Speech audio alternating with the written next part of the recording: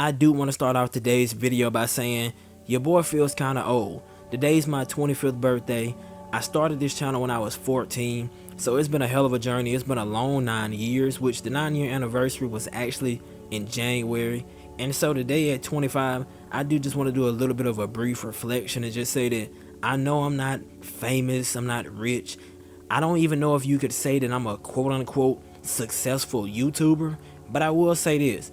In this 9 years that we've been doing this, because I say we as in me and you, everybody who's been here along the journey, whether you've been here long, whether you've only been here recently, everybody has played a bit of a role in this. And I do just want to say that we have had some hits. You know, man, both when the channel was Cartier 9 before I changed it last year to Trust the Saint, we have had some hits, man. And like I said, I'm 25 today. I feel old, so I might not exactly be young Cartier or young Saint anymore, but we have had a hell of a catalog. You know, whether it was the GTA music videos, you know, we were getting the thousands of views, the 100,000 views, the 70,000 views, the 40,000 views. Even when I was like 14, 15, 16, 17, 18, you know, we were dropping hits. We had a bunch of the viral TikToks. We did good with some of the Call of Duty videos when I pivoted to that.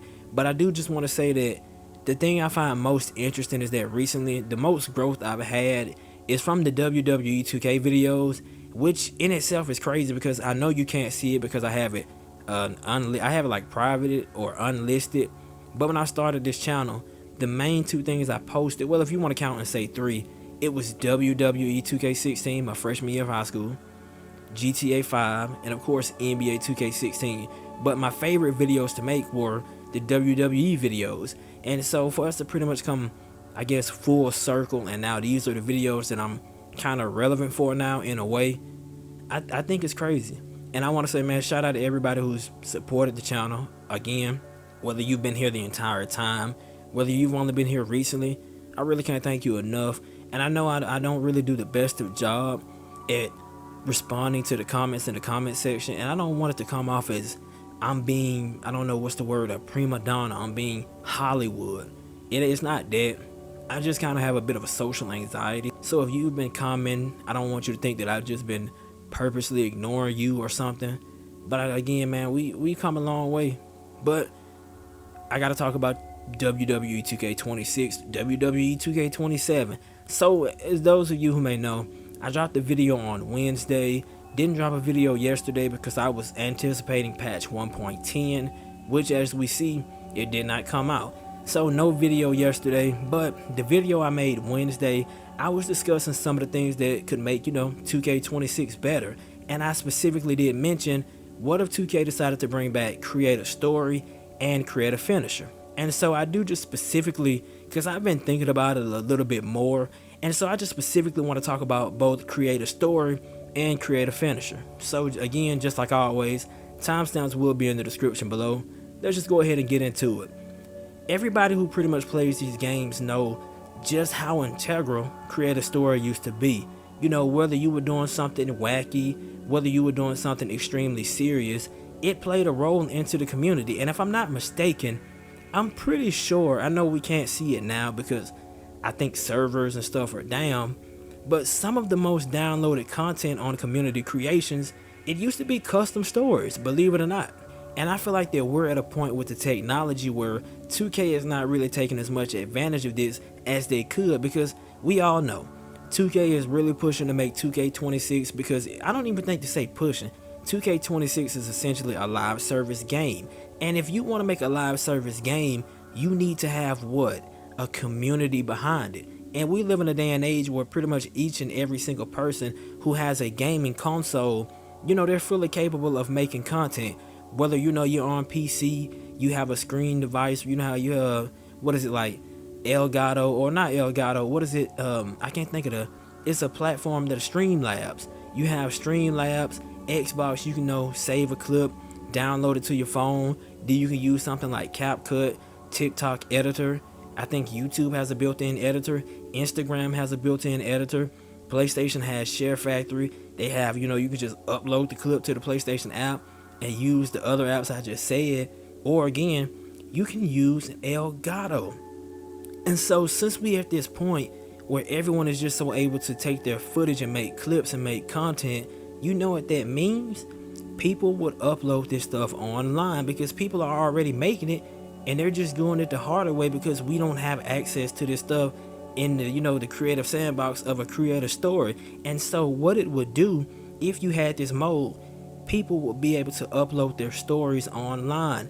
They would be able to keep the community alive. And a 2K, obviously, they somehow, some way, they want to try to, I guess, what's the word? They want to encourage people to engage with the community, because the WWE Games account on both Twitter and Instagram, they will repost videos that, people in the community have uploaded on these various websites. And so it's like, think about it from this way as well. I don't know if Xbox does it, but PlayStation, and I know a lot of specific game developers as well, they'll do things like each week they want you to upload photos or stuff to do like some sort of a community theme, and then they'll post it. Imagine if 2K gave us create a story, right? You don't know what you would see people cook up. You might see somebody cook up a crazy story of, I don't know, Lil Yachty beating Roman Reigns somehow, some way. Do it make sense? No, but let's be for real. Like 50% of the stories that people would make back then, they made no sense, but you know what it did? It was fun, it was funny. To this day, I think you can go on YouTube and you can find people reacting to some of these old stories because some of them were just so wild and wacky, you had no choice but to laugh at it. And then of course, for the more serious style stuff, it would allow creators to fully go into their bags, myself included. I remember, I think Dinkops did it. I think he did it with 2K16, 17. I know he definitely did it with his 2K18, my career mode. But he had his own storyline going on of like, Chris Danger was a free agent. He was wrestling people outside of WWE after I think the Authority kicked him out.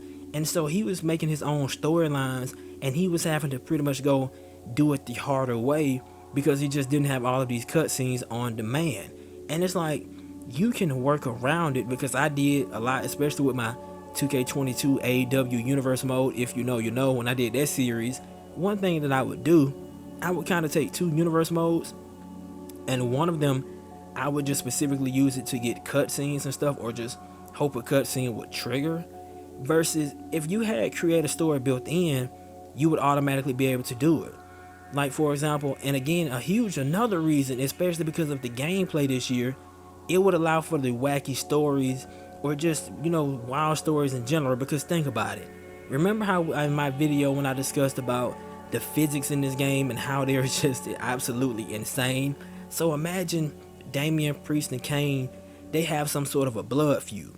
And at some point in the match, they both drop like 50, 60 feet. You would be able to then create a story and then do some sort of a pivot where it's like, I don't know, Undertaker is coming back and he wants to know, who approved this match, who had Kane in these unsafe conditions. Or, if you want to go full supernatural, Damian Priest is still injured, but Kane, he's not hurt. And then you can use the cutscenes of Damian Priest is hurt, he's injured, he's cutting a promo or something.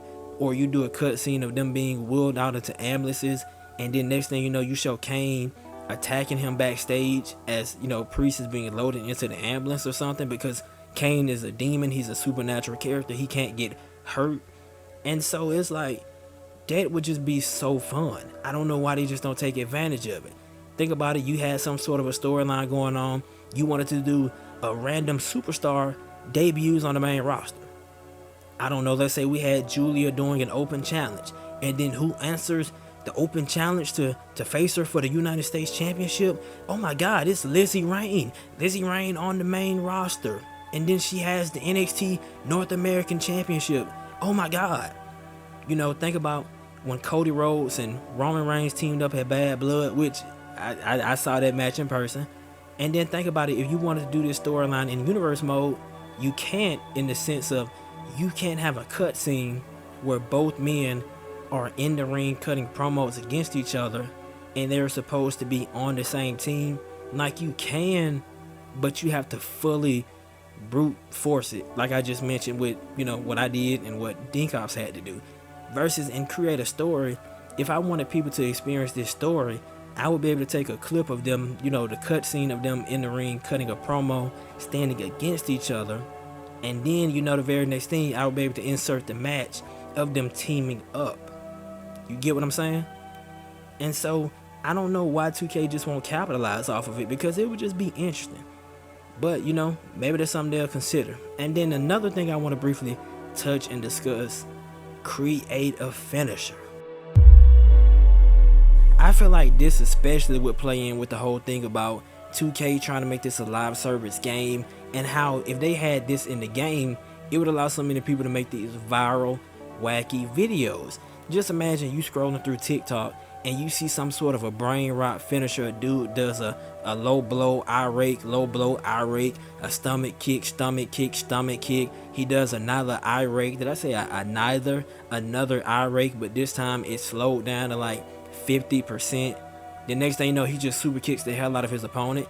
You know, it's not something you are really going to see in a real wrestling match, but just for the whole goofy side of the game, that's something you will see, you know, you might laugh at, because again, this is the type of stuff that people used to make. And I gotta say, you know, I was a kid in this era. I wouldn't usually prefer to take it a lot more seriously, but because I had a sense of humor, and again, I was a kid, I would too sometimes occasionally make a troll finisher move. But more often than not, there was this one specific move I would make, and the first time I made it, I don't know, I might have been like 8 or 9, and I just would carry it over, because somebody correct me if I'm wrong, I think the last time creative finisher was in the game was it WWE 12?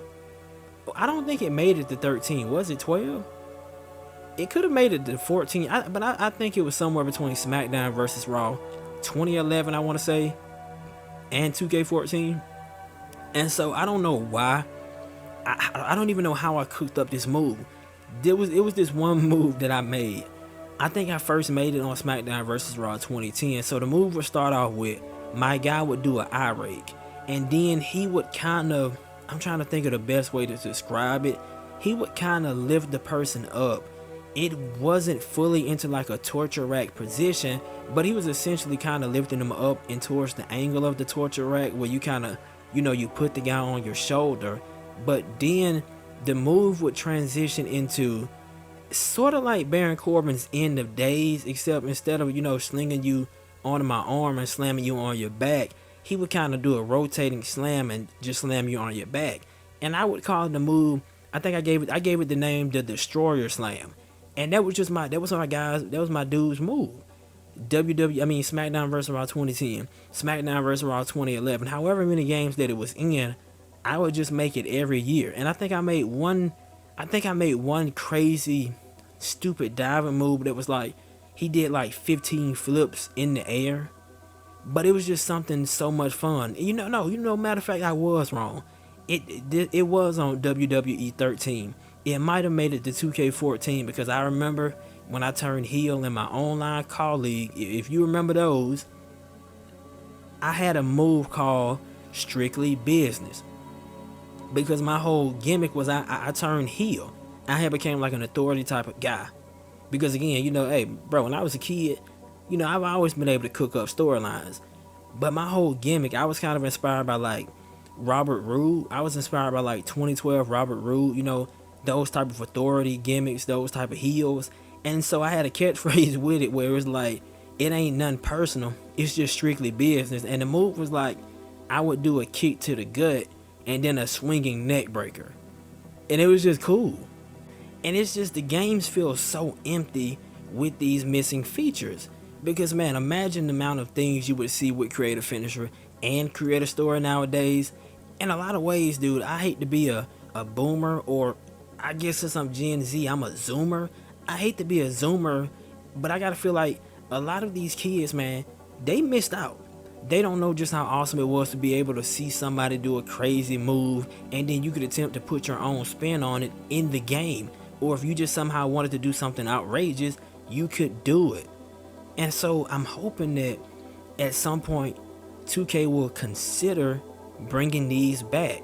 If you want me to tell you the honest truth, I wouldn't be mad if we got these in a ringside pass. And I said it in one of my previous videos. I was like, Why don't 2K consider going the Fire Pro Wrestling route and they make it a DLC? Now, if a lot of people are upset about that, totally understandable, because I do agree in the sense that it should be in the base game. But at some point, man, we got to see these modes return.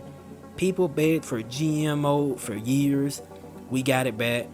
People begged 2K to stop doing the absolute bare minimum with universe mode. We got a bit of an upgrade with it this year.